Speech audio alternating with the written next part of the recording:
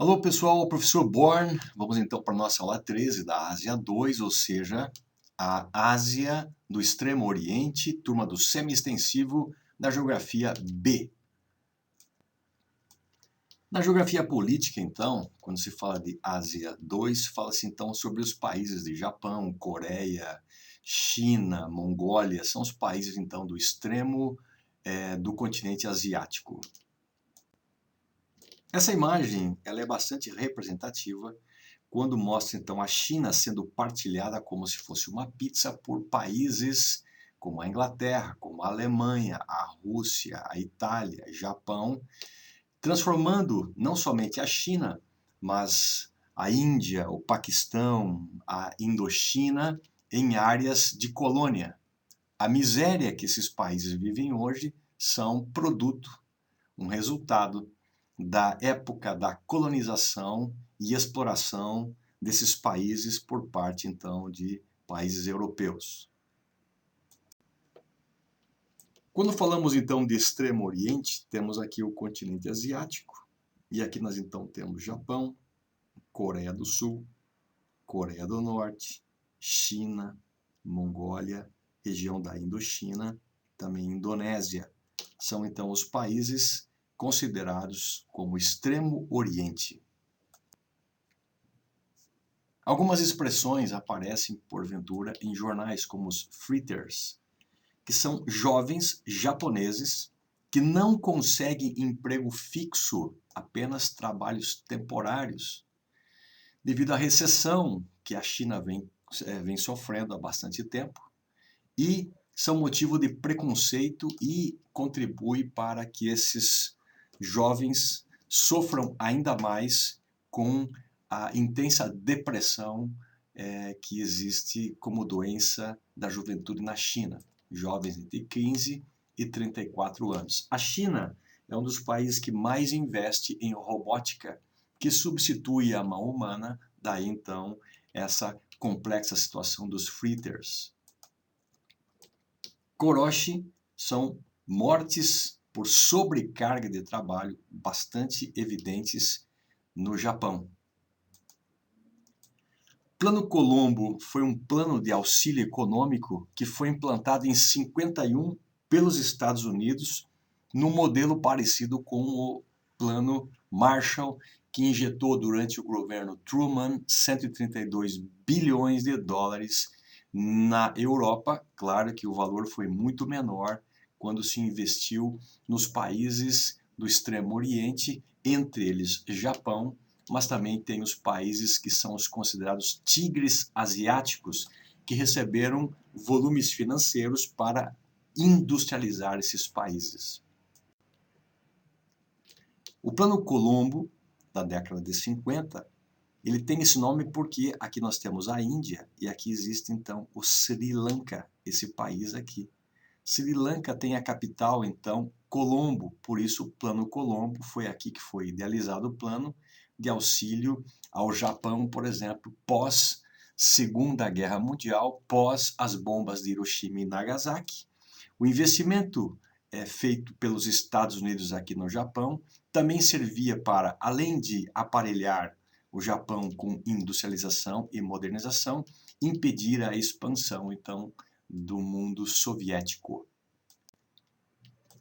Tigres asiáticos são países como a Coreia do Sul, Taiwan, Filipinas, Singapura, Malásia, Vietnã, Tailândia, Indonésia, como os tigres modernos. E esses países iniciaram a industrialização tardia. A Revolução Industrial de 1760, 1860 na Europa são as primeiras formas de industrialização. Como esses países eram colônia, só conseguiram fazer industrialização pós-1950, então, industrialização tardia, e foram baseados no sistema japonês de trabalho, copiar e melhorar e fazer exportação de manufaturados básicos que já não eram mais tanta concorrência no mundo, com mão de obra barata, isenção fiscal para empresas que se estabelecessem no local, baixa fiscalização ambiental, foi uma catástrofe ambiental, poluição de rios, poluição de solos, e permitia-se a evasão de divisa. Uma empresa se estabelecia nesses países e podia enviar, remeter para o seu país matriz toda a lucratividade, então transformando-se em plataforma de exportação. Os tigres asiáticos, países com economia bastante agressiva. Tigres asiáticos que nós temos então são aqui a Coreia do Sul, Taiwan, Hong Kong, Vietnã, Tailândia, Malásia, Singapura, Indonésia, Filipinas, com um modelo copiado para como se fosse plataformas de exportação, produção de manufaturados para exportação, fazendo com que a balança comercial do país fique positiva, copiando o modelo japonês. Extremo Oriente, então, são países como a Mongólia. Aqui nós temos a Mongólia, China, Coreia do Norte e Coreia do Sul, Japão e também Taiwan, que é essa pequena ilha que está aqui. Então, fazem parte do extremo oriente do planeta, países do Sol nascente. A China é um país muito populoso, com 1.433 bilhões de habitantes. O Brasil tem 211 milhões de habitantes. A geografia desse país é bastante diversa. Além de ser um dos maiores países do mundo, só perdendo em área pela Rússia, pelo Canadá, e a China, então, o terceiro maior país do mundo, possui da metade para o interior áreas desérticas, como o deserto de Gobi. Nessa região aqui nós vamos ter o Planalto, então, das regiões das grandes montanhas, como o Himalaia. Aqui nós temos as grandes nascentes dos rios, como o Rio Amarelo, como aqui nós temos o Rio Azul, e é onde se concentra nas margens desse rio e no litoral, fugindo do deserto, portanto, a maior quantidade da população. Mais ao norte, regiões então da chamada Manchúria, é uma região então que possui bastante reservas de carvão, reservas de ferro, e é onde então se estabelecem as indústrias sob controle do Estado. As alterações da China começaram então fortemente com Mao Tse-tung, que assumiu em 1949 a Revolução Chinesa, governando então até 1976, implantando então o comunismo no país. 46% da população, ou seja, quase 50%, ainda vivem no campo, em comunidades pequenas, pequenas aldeias ainda pobres. As atividades agropastoris e artesanais nas regiões mais interioranas são dominantes.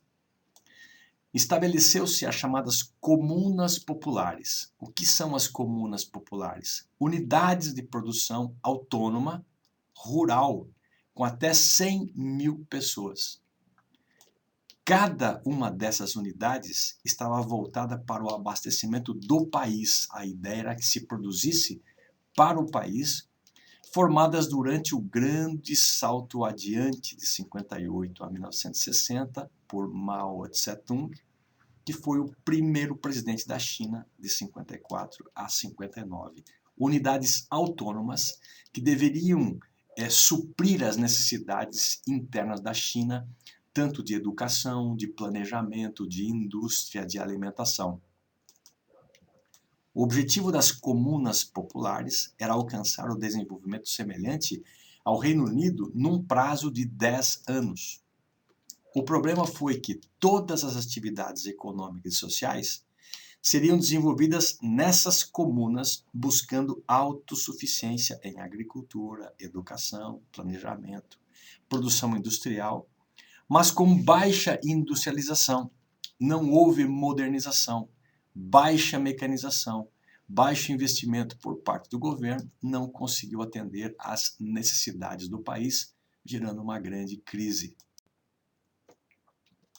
Mao Tse-tung proclamou então em 49 a República Popular da China, o sistema comunista.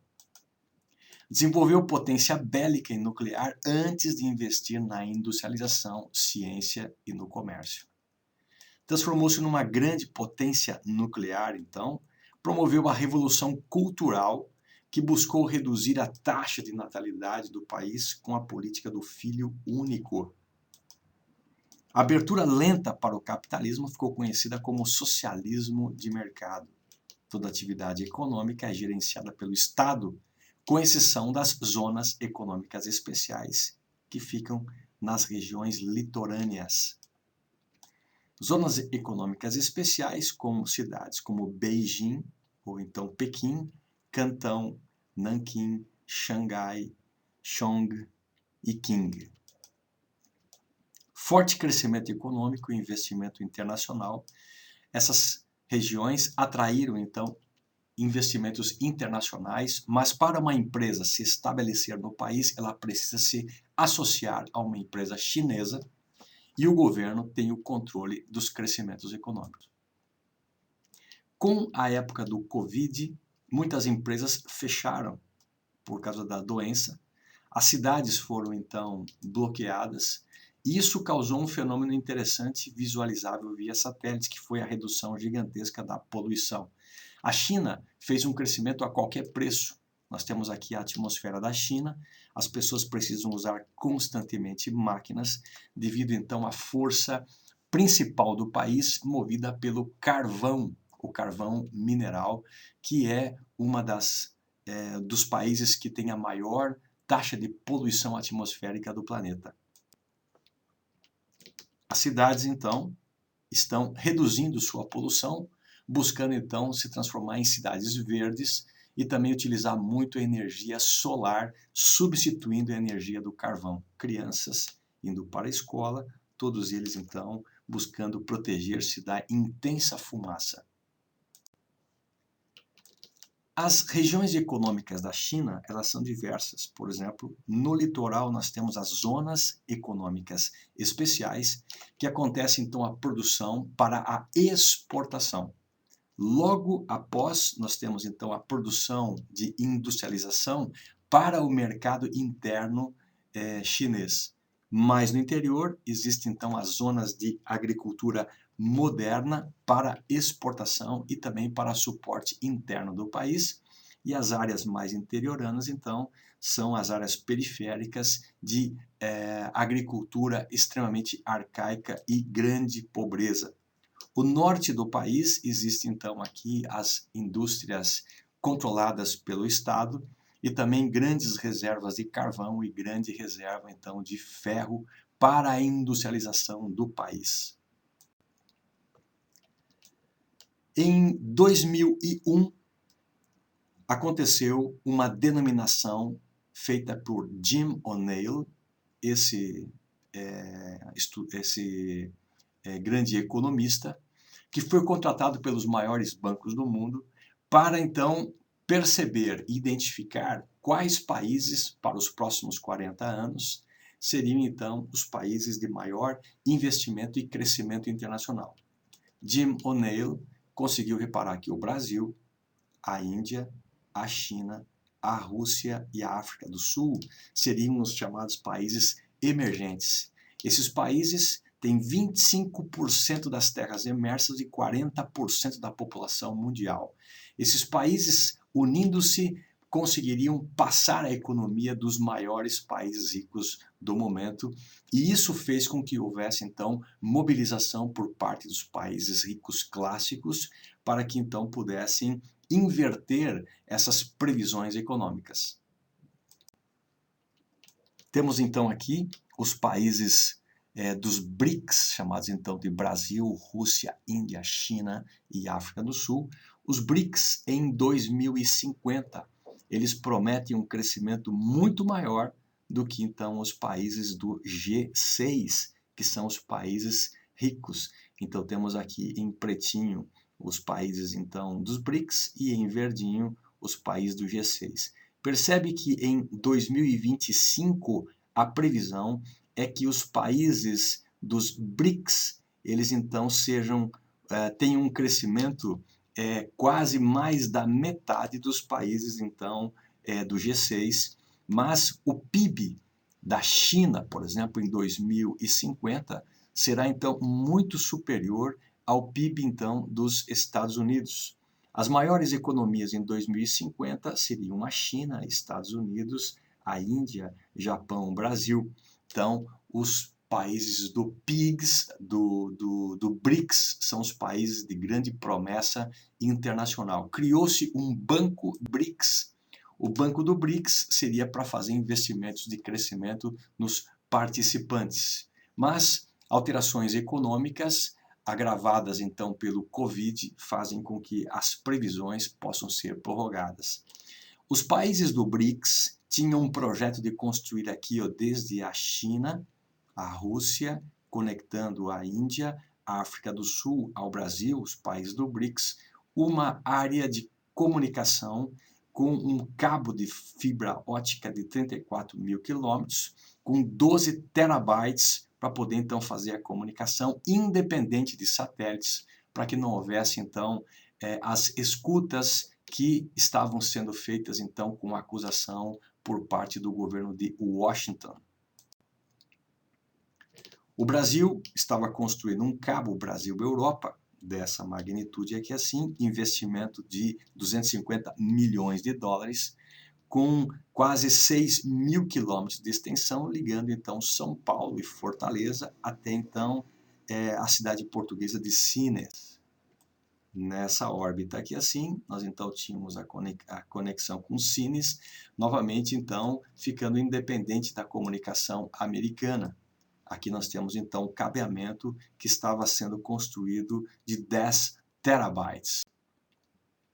O Brasil estava investindo também em um satélite de comunicação geoestacionária no país.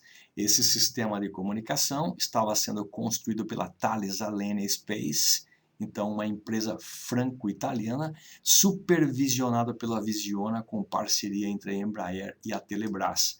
Esse satélite já foi lançado para o espaço, mas está nesse momento subutilizado. Quando falamos então na Península da Coreia, temos então aqui a Coreia do Norte e a Coreia do Sul, e aqui nós temos o Japão. A Coreia do Sul e a Coreia do Norte estão separadas pelo paralelo 38, quando aconteceu então a Guerra da Coreia.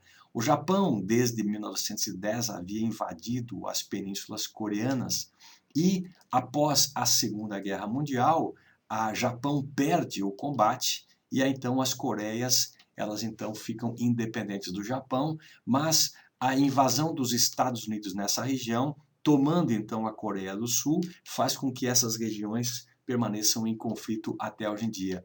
A Coreia do Norte mantém-se comunista fechada, próxima então à China. A Coreia do Sul mantém-se capitalista, próxima então ao Japão, com uma grande plataforma de exportação, é um dos poderosos tigres asiáticos. A Coreia do Norte ela tem uma pobreza de carvão, de urânio, de ventos, de sol, tem grandes problemas de geração de energia e buscou então fazer energia através de força nuclear. O problema é que a construção de força nuclear também implica a possibilidade de bombas nucleares, e foi o que aconteceu. A Coreia do Norte desenvolveu então uma poderosa bomba nuclear que pode atravessar então os continentes, atingir inclusive Estados Unidos com o apoio da China. Quando falamos em Japão, o relevo do Japão é de grande complexidade. O relevo do Japão está sobre 4 placas tectônicas em choque. E no Japão, então, são ilhas, são 3.000 ilhas. As maiores, então, são Hokkaido, Honshu, Shikoku e Kyushu. Essas ilhas, então, têm diversas montanhas, dobramentos modernos, com vulcões ativos, estreitas possibilidades de agricultura apenas nos litorais. Necessidade de investimentos em tecnologia para crescer economicamente foi a solução do país. Se vivessem de produção primária, agricultura, pecuária e extração, sabia-se que não teriam como sobreviver. Então, a política do país foi investimento em tecnologia de ponta para crescimento econômico. A Revolução Meiji foi a grande, então, mudança que o país teve, onde, então, tirou-se o domínio do shogunato, ou seja, dos grandes samurais, e aí, então, através de reformas agrárias e reformas industriais, principalmente na construção bélica, fortalecimento do país, é que, então, começou-se a desenvolver a questão econômica industrializada. Além disso, o Plano Colombo, pós Segunda Guerra Mundial, injetou bilhões de dólares no país, onde então foi feita a modernização de suas indústrias.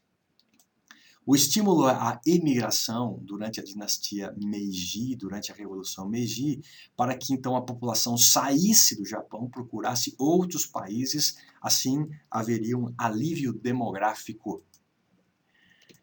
Implantou-se também a reforma agrária no país, tirando o poder dos grandes então, shoguns, dos grandes então samurais.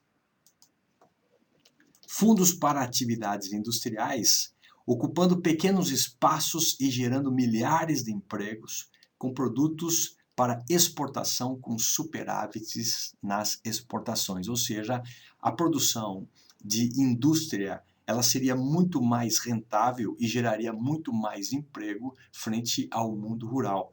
E a ideia de o Japão não ser grande consumidor para que todo o seu produto pudesse ser vendido, fez com que o país mais exportasse do que importasse, gerando então uma balança comercial favorável ao país, e todos esses recursos foram investidos no crescimento do país.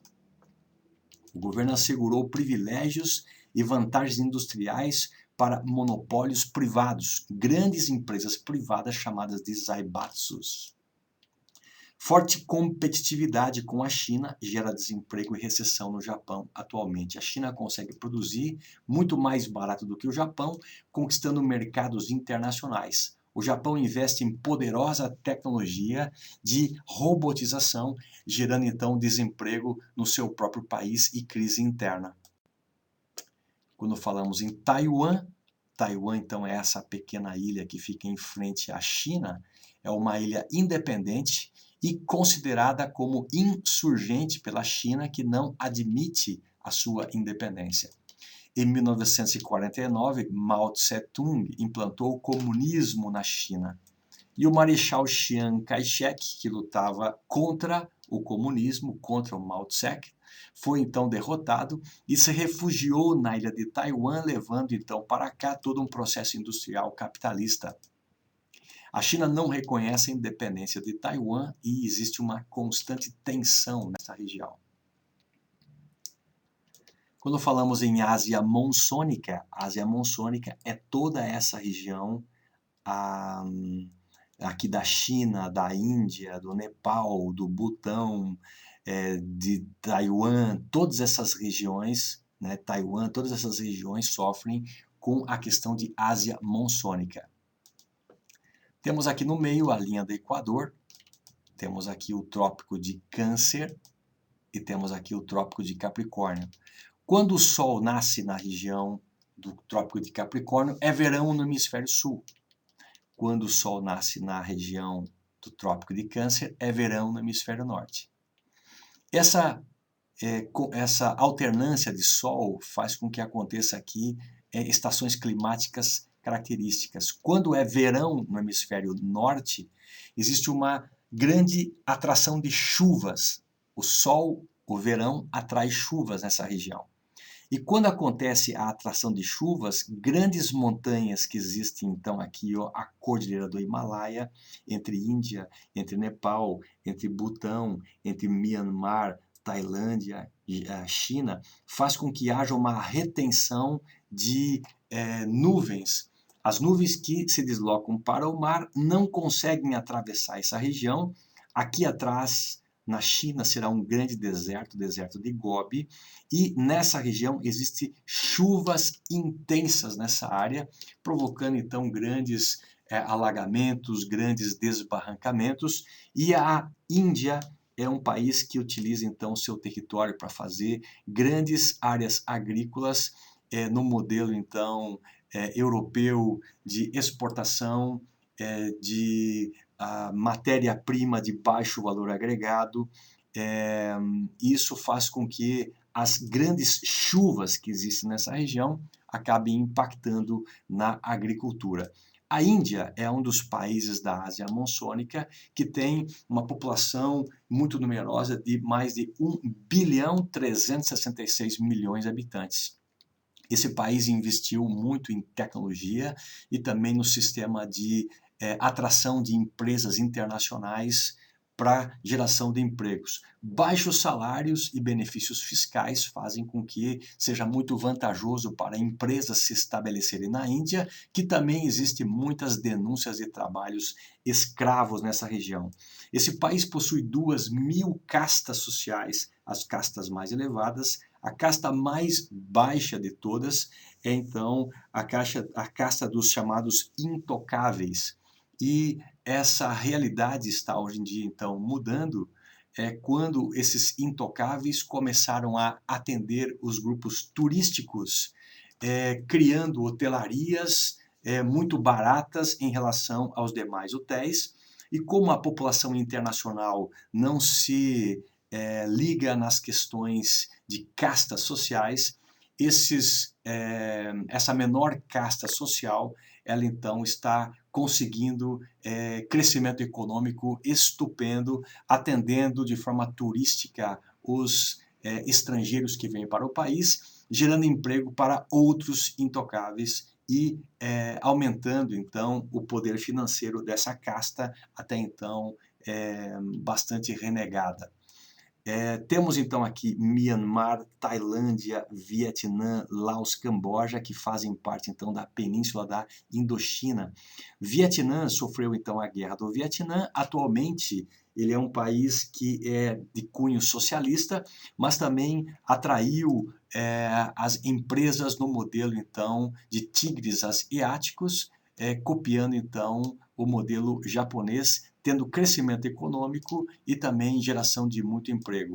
As Filipinas também são um dos tigres asiáticos, assim como a Indonésia, assim como a Malásia e assim também como Singapura. A Indonésia é um dos locais que tem maior população do mundo, com 262 milhões de habitantes, e aqui nós temos então um mundo muçulmano e a possibilidade de casamentos aqui entre um homem e várias mulheres fazem com que seja um dos pontos de maior crescimento demográfico do mundo. Falamos então, pessoal, sobre a Ásia 2, sobre os países do Extremo Oriente, na sua apostila 7. Nos falamos na nossa próxima aula. É isso aí.